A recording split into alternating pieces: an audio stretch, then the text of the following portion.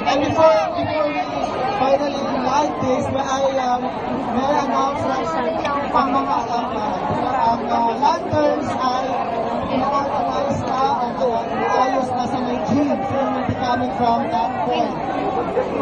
Okay, so simulan na natin. Countdown!